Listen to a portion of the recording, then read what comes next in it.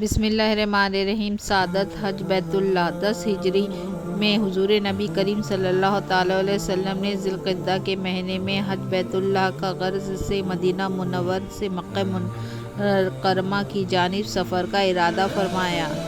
یہ آپ صلی اللہ تعالیٰ علیہ وسلم کا آخری حج تھا، اس لیے اسے حجۃ الوداع کے نام سے بھی یاد کیا جاتا ہے۔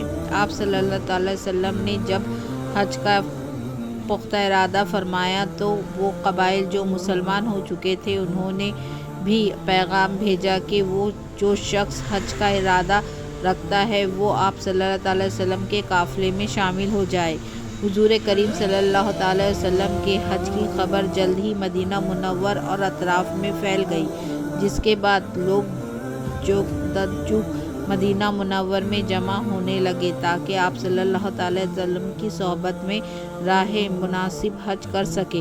حضور کریم صلی اللہ تعالیٰ علیہ وسلم جب حج بیت اللہ کے لیے مدینہ منورہ سے روانہ ہوئے تو بے شمار صحابہ کریم آپ کے ساتھ تھے۔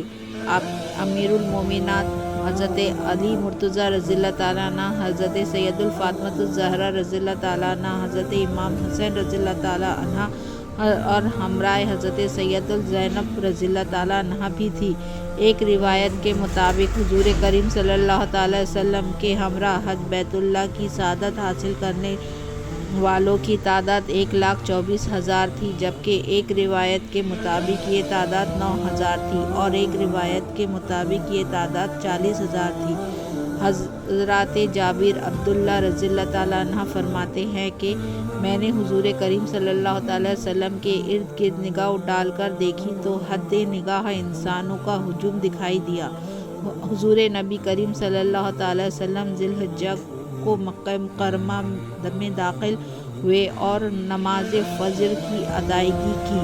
اس کے بعد آپ صلی اللہ تعالیٰ علیہ وسلم نے غسل کیا اور پھر مسجد الحرم میں داخل ہوئے، اور جب بیت اللہ شریف پر نگاہ پڑی تو آپ صلی اللہ تعالیٰ علیہ وسلم نے یہ دعا پڑھی: اے اللہ، تو سلامتی دینے والا ہے اور سلامتی تیری ہی جانب سے ہے۔ اے اللہ، تو ہمیں سلامتی کے ساتھ زندہ رکھ۔ اے اللہ، تو اس گھر کی عظمت و حیثیت و شرافت کو مزید بڑھا، اور جو اس گھر کا حج اور عمرہ کرے اس کی بزرگی شریف عظمت عطا فرما۔ پھر حضور کریم صلی اللہ تعالیٰ علیہ وسلم نے بیت اللہ شریف کا طواف کیا اور حجر اسود کا بوسہ لیا اور آب زمزم پیا۔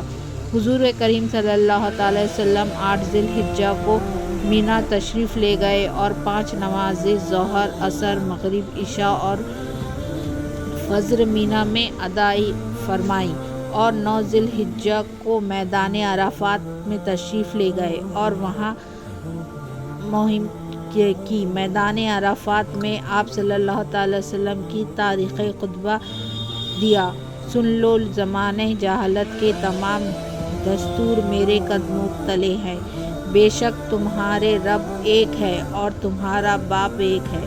سن لو، کسی عربی کو کسی عجمی پر اور کسی عجمی کو کسی عربی پر، کسی گورے کو کسی کالے پر اور کسی کالے کو کسی گورے پر کوئی فضیلت حاصل نہیں۔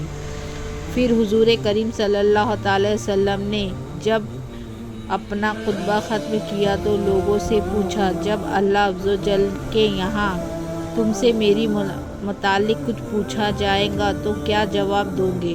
حضور کریم لوگوں نے عرض کیا اور کہا: ہم کہیں گے کہ آپ صلی اللہ تعالیٰ علیہ وسلم نے رسالت حق ادا کر دیا اور اللہ عز و جل کا پیغام ہم تک پہنچا دیا۔ حضور نبی کریم صلی اللہ تعالیٰ علیہ وسلم نے یہ سن کر اپنی نگاہیں آسمان کی جانب اٹھائی اور 3 مرتبہ فرمایا: اے اللہ، تو گواہ ہے